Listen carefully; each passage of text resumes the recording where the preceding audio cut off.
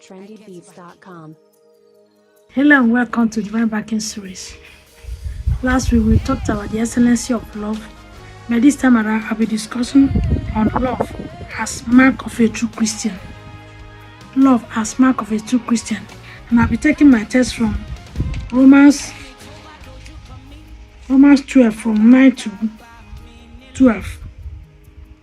Romans 12 from 9 to 12. I read. Let love be without dissipation, that is, be without pretense. Abhor that which is evil, cleave to that which is good. You don't have to pretend about loving your fellow person as a child of God. There's no pretenses about it. Don't pretend. Be true, be pure, be honest. You don't have to pretend. Stay away from what is evil. Don't plan evil for your fellow person. Don't think evil. Don't imagine evil for your fellow Christian, for fellow person. Always seek to do good to people around you, so that when you leave, they will remember you for the goodness you did, for your good works. For example, in the book of Acts, Tabitha died and everybody was crying.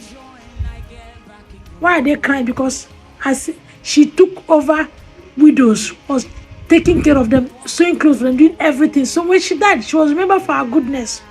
She sold herself out to humanitarian works in her time. So what will you be remembered for? Then said, be kindly affectioned one to another.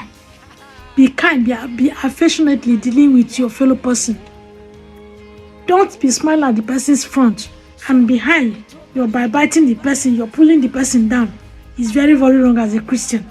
Very wrong as a human, not to talk about as a Christian. As you're a Christian, you're expected to live a very honest life, relating with people in a very honest way. Praise the Lord. I said we brotherly love, in honoring, preferring to one another. Deal with your fellow person with love. Deal with your fellow person in honor. Don't pull down. Don't table somebody. Don't bring the person to a very round table. After discussing and killing the person, now come to the person's front to say, hey, my sister, how are you? No, that's not it. That's not a Christian-like life. You don't have to live that kind of life. It's not a mark of love. For every Christian, in fact, it should be seen written in your front, love. Carry love anywhere you go. Smile, greet genuinely from the heart of your heart. And by so doing, people as well give it back to you. If you are living a pure, honest life, you find out that when you are in a place, people chose to relate with you than the other person.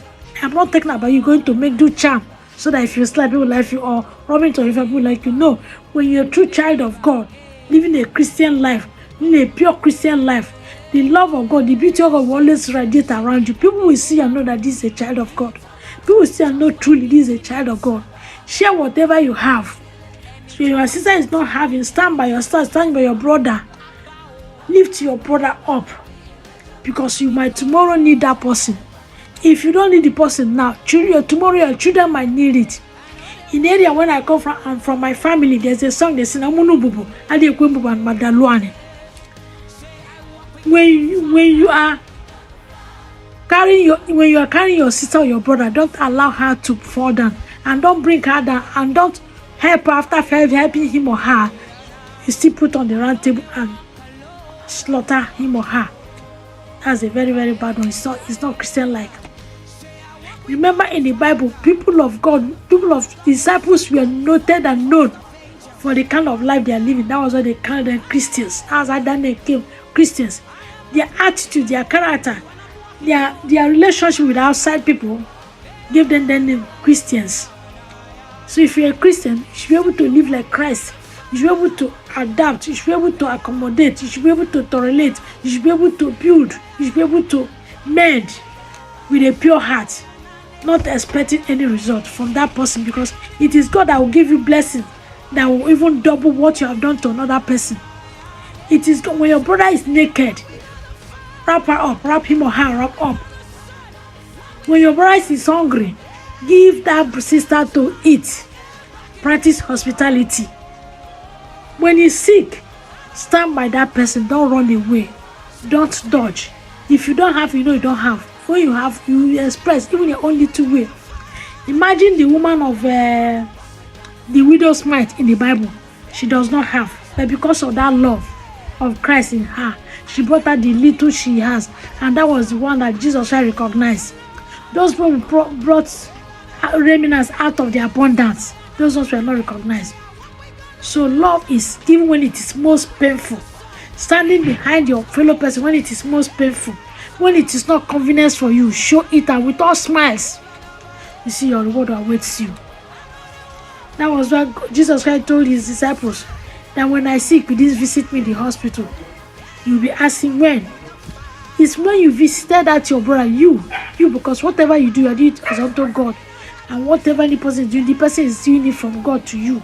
So you have to, first of all, give for you to receive. This is all I have for you today.